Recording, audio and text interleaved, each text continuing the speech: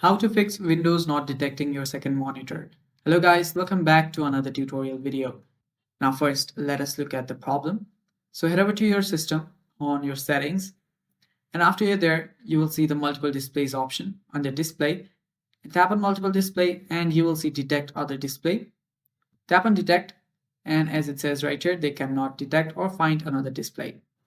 To fix this, you'll simply need to head over to your devices manager. So head over to your device manager. After you're on your device manager, all you need to do is search for your display adapters. So expand on your display adapters and you'll find your display adapters. Simply tap on your display adapters and update the driver. Now you can browse through your computer or search automatically for the drivers. Now after you find the drivers to update, you can simply update your driver and then you're good to go. And that is how you fix the problem, guys, and that is all for the video. Thanks for watching. Stay tuned for more upcoming videos, and bye bye. Take care.